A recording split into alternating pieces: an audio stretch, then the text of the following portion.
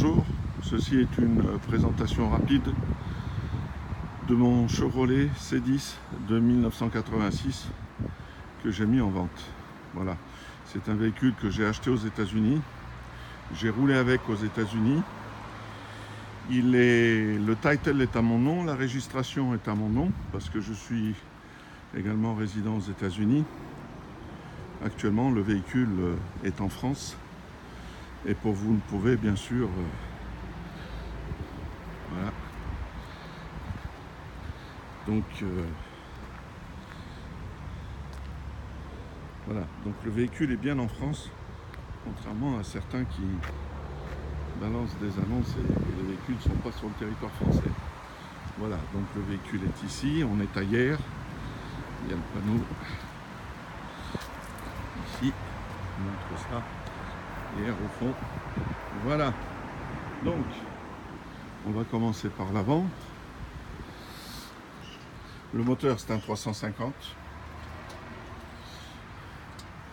Il n'y a aucun point de rouille, aucune fuite, juste quelques suintements à l'arrière du moteur qui venaient des caches culbuteurs qui étaient desserrés. Les joints finissent par se tasser, ce qui génère quelques fuites. Voilà. Donc, comme je vous le disais, il n'y a aucun point de rouille, nulle part. La baie de pare-brise. Les pneus, parce qu'on est à côté des pneus, sont en parfait état. Les passages de roues.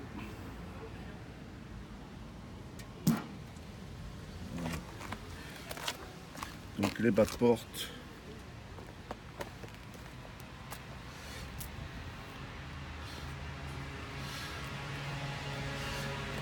Voilà. Les pieds de cabine.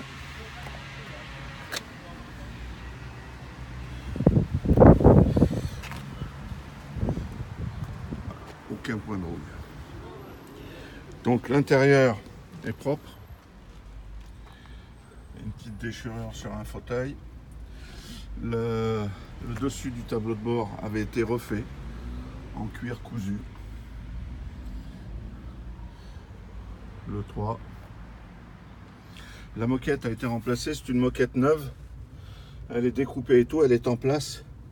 Et pour éviter tout ça, il suffit juste de la coller, quoi. Voilà, je vends le véhicule en l'état parce que j'ai des problèmes de santé et j'ai beaucoup de difficultés à travailler avec mes mains maintenant. Et c'est pour cette raison que ce véhicule est à ce prix. Voilà. Donc la benne en parfait état. Le fond de benne a été refait intégralement.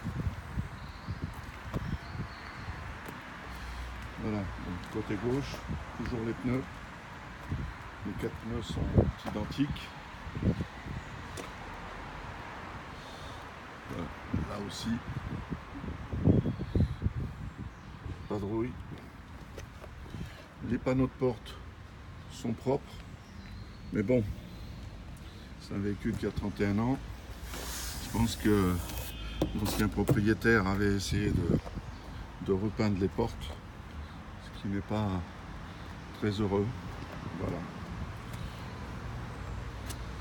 Donc, voilà. Alors, bon, on a fait le tour du véhicule. Baisser le capot.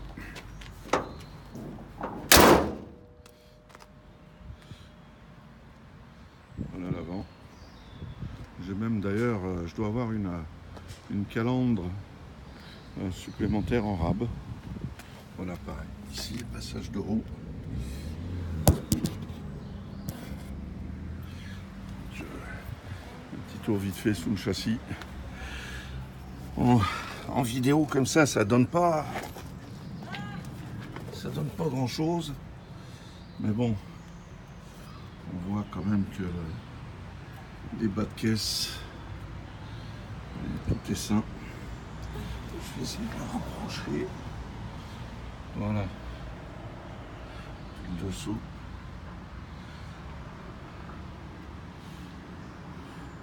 Donc c'est un véhicule qui est en parfait état. Il y a des bricoles bien sûr à finir. C'est ce qui explique son prix bas. Alors le kilométrage, je suis incapable de le certifier. L'ampèremètre ne fonctionne pas et la température d'eau ne fonctionne pas. J'ai changé toutes les sondes et tout, mais je suppose que c'est le récepteur ici qui ne fonctionne pas. La radio d'origine fonctionne, le chauffage fonctionne, la clim a été démontée parce que c'est les anciens compresseurs, et ce qui est donc parfaitement maintenant inutile. Il faut remplacer les compresseurs à cause du nouveau gaz. Tiens, qu'est-ce que j'ai fait des clés? Alors, les clés, je dois les avoir en poche. Voilà, alors c'est une boîte 3. Non, c'est pas celle-là. Alors, attends, je trouve les clés. Le pare-brise n'est pas fendu. Ah si, tiens, c'est celle-là. Donc, allez, on va le mettre en marche.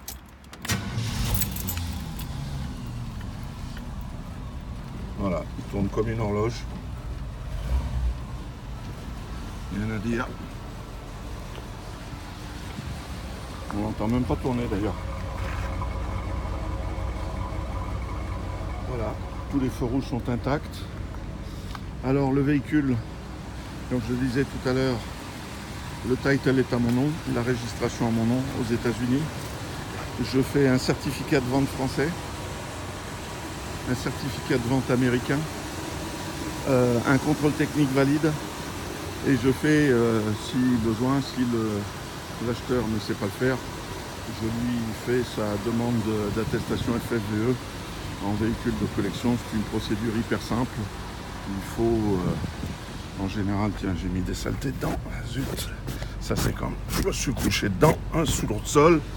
Donc il suffit d'envoyer quelques photos, un descriptif précis du véhicule, une copie du 846 et du title, et puis c'est tout. Alors bien sûr il y a un délai actuellement très important au niveau des attestations FFVE. Pourquoi? Parce que à cause de du nouveau contrôle technique, tous les possesseurs de vieilles rognes, genre l'R5 qui est là-bas, tous les gens se sont précipités en déclarant leurs véhicules des véhicules de collection afin de gagner un contrôle technique à 5 ans. Ce qui a eu pour effet de saturer complètement les services de la FFVE et en plus de ça, d'attirer l'attention de la FFVE sur le fait que, bon, soit les véhicules ont plus de 30 ans, mais il ne s'agit pas de véhicules de collection, je suis désolé. Une R5 comme ça, c'est pas un véhicule de collection. Les R20 et compagnie, c'est pas des véhicules de collection pour l'instant. Voilà. Donc il faut prévoir un délai de 2 à 3 mois pour avoir une attestation FFVE. Et autrement, pour l'IMAT, c'est le délai habituel avec le nouveau système. Alors si on passe par un centre auto, on a la carte grise en une semaine. Si on essaye de se le faire directement, ça marche pas. Bon, je vous fais un petit coup encore au niveau des passages de roue et du châssis. Bon, vous verrez que le véhicule est très très propre. Mais bon, c'est comme avec les femmes, il faut se déplacer pour voir précisément si c'est à votre goût ou pas. Voilà, j'espère avoir fait le tour et je suis à votre disposition pour plus de renseignements. Bonne journée.